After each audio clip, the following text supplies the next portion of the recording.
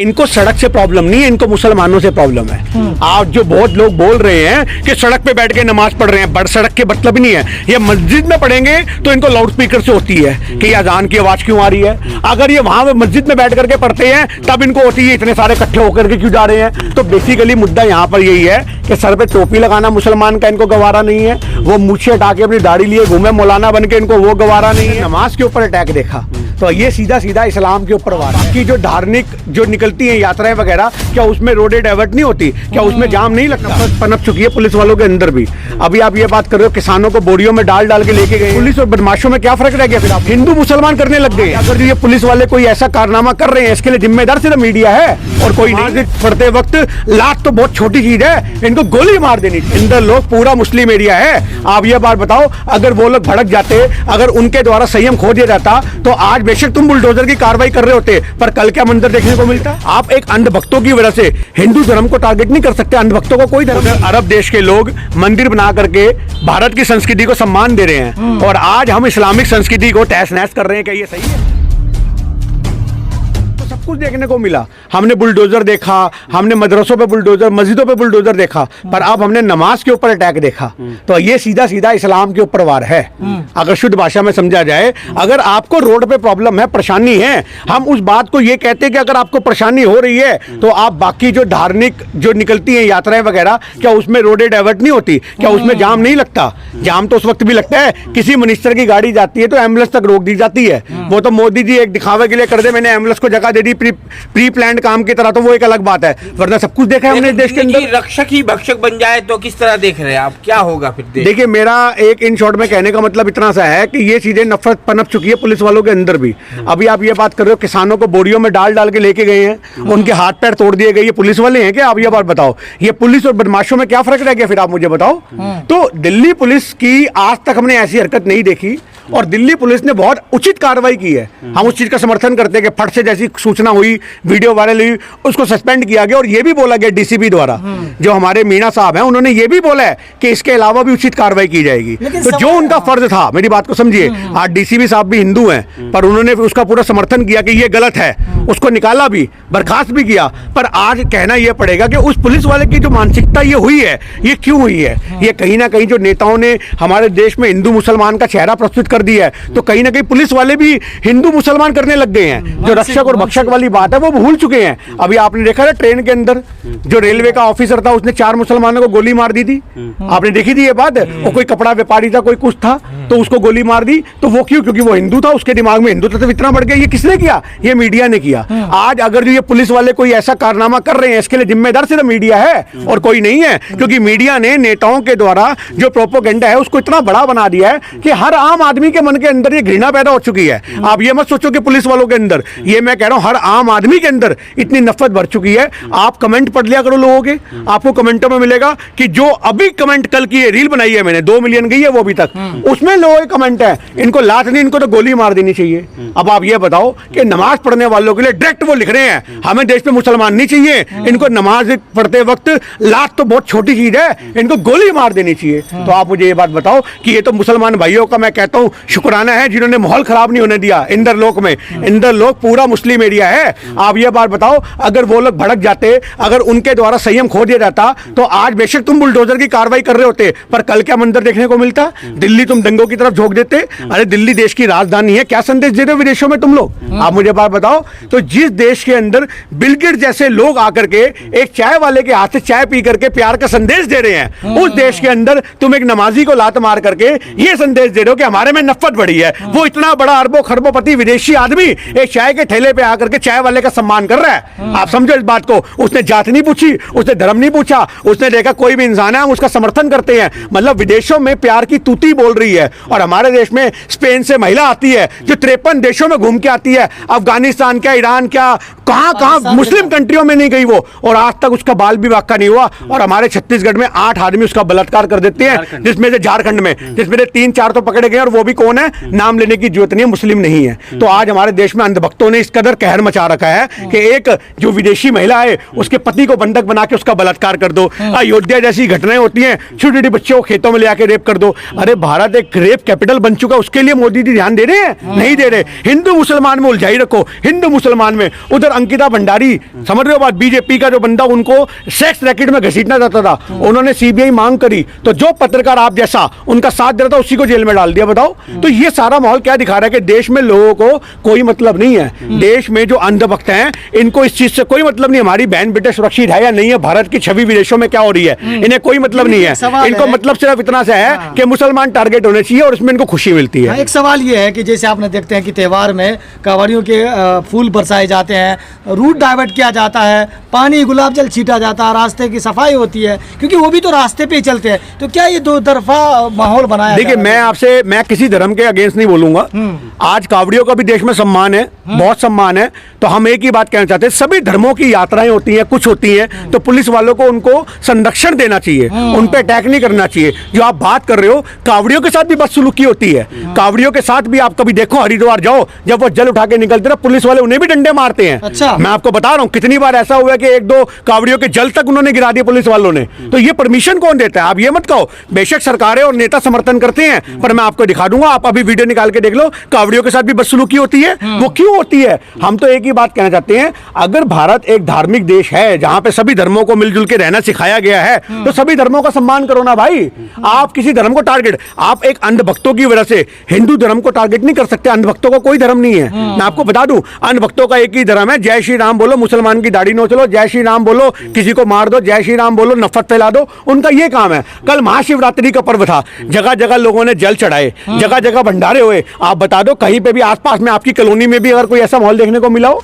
ये अंधभक्त जो होते हैं, मेरी बात समझ लो, ये जो अंधभक्त होते हैं, ये सरकारों के द्वारा, नेताओं के द्वारा प्रोजेक्टेड आदमी होते हैं। अच्छा, मेरी बात को समझो आप। लेकिन ये जो नफरत परोसी जा रही है, इसको रोकथाम कौन करेगा? आखिर ये कब रुकेगा? मुसलमानों पे, नमाज पे, मस्जिद पे, मीनार पे ये जो हमले हो रहे हैं लगातार, ये कब रुकेगा? देखिए, जब तक सरकार का खात्मा नहीं होगा, तानाशाही सरकार जब तक देश में बैठेगी, उनके पास एक गुरु मंत्र हाथ में लगा हुआ है कि किसी भी तरीके से अगर देश में सरकार बनानी है तो मुद्दे तो खत्म कर दो, पूरे देश को उठा करके हिंदू मुसलमान पे खड़ा कर दो। ये भारत की, आपको बता दूं, ये गलती कहां से है? ये सन 47 से ही होता आ रहा है।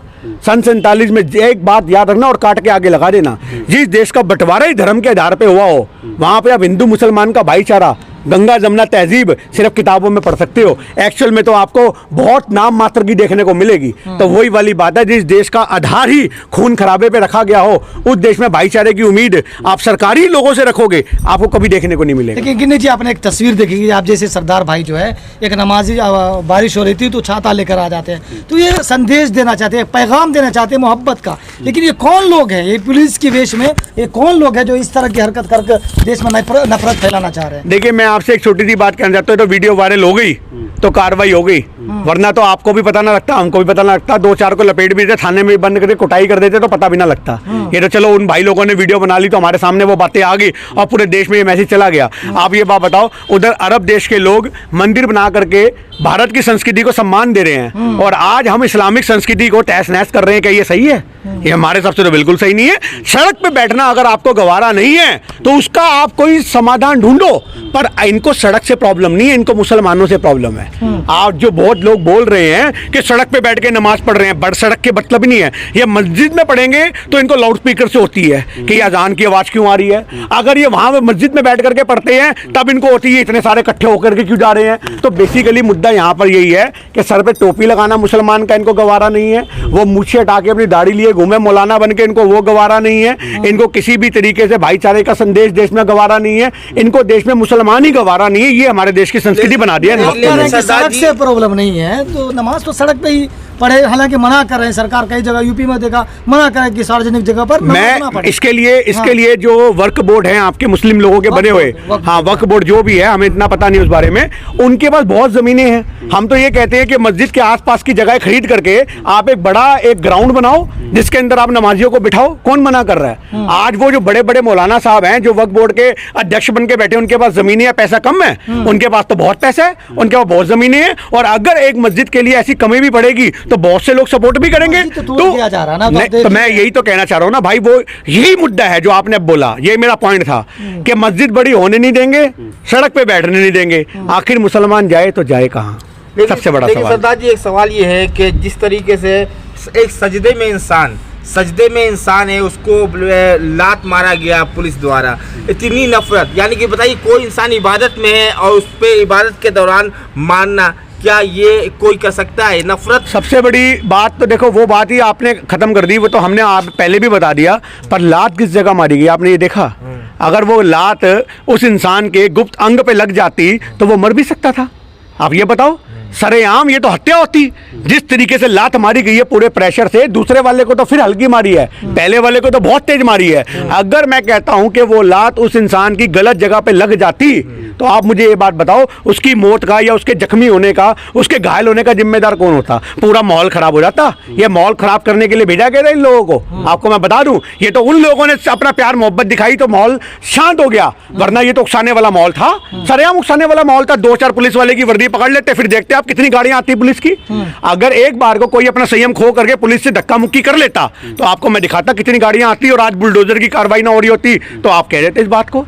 ये तो पूरा माहौल बनाया गया था, ये तो उन्होंने संयम दिखाते हुए मुसलमान लोगों ने इसको नियंत्रित कर दिया।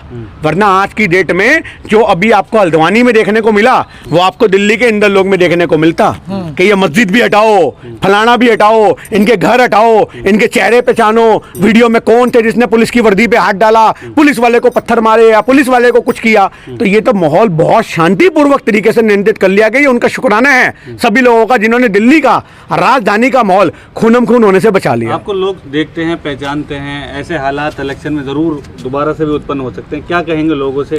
जिस तरह सब्र का मुजाहरा उन्होंने यहाँ पे किया, आगे भी ऐसी चीजें बनाए रखें। देखिए ये माहौल इस तरह का है कि आपने अपने आप को नफरत से 2 महीने कैसे बचाना है ये आपको सोचना पड़ेगा।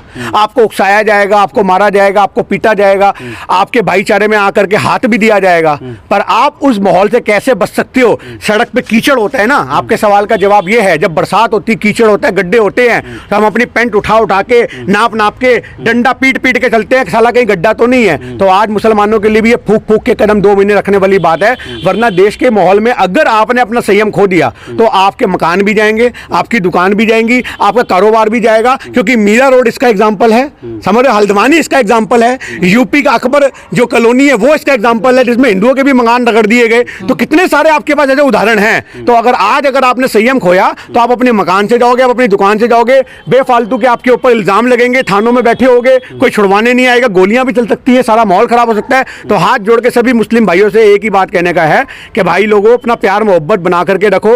आपके ऊपर अत्याचार हो रहा है तो आप खुद बोलते ना अल्लाह सब देख रहा है, तो बस उसी पे छोड़ दो कि अल्लाह सब देख रहा है। सवाल करेंगे कि जो पुलिस वाले सस्पेंड तो कर दिया गया, कार्रवाई क्या होनी चाहिए? क्या उस पर FIR होना चाहिए, केस दर्ज होना चाहिए? देखिए, मारपीट का जो वो लोग हैं, मैं कहता हूं सबसे बड़ी तो जिन लोगों के साथ हुई है उनको FIR लिखवाने की परमिशन होनी चाहिए। वो किस धाराओं में लिखवाते हैं कि हमें जान से मारा गया? अब जैसे मैंने बोला उसके लात मारी, अब वो जाकर के बोले अपना मेडिकल करवाता कि मेरे लात गलत जगह लगी है। आप जो आज मैं कहता हूं ये कार्रवाई पब्लिक के हाथ में सौंप देनी चाहिए कि पब्लिक कौन सी धाराओं में चाहती है, उनके धर्म के कौन से नियम उल्लंघित हुए हैं, वो चीजों की सुनवाई होनी चाहिए। पुलिस अपनी कार्रवाई कर रही है, पर जनता के हाथ में ये ताकत होनी चाहिए, संविधान की ताकत, कि जनता समझ सके कि हमारे साथ जो गलत हुआ है उसके लिए क्या कार्रवाई बनती है। आप जो कह रहे हैं सरदार जी, क्या ये इतना आसान है? प्रैक्टिकल देखिए, प्रैक्टिकल सब कुछ आसान है जब एक लोग एकजुट हो जाते हैं। भैया, एकता में बल होता है।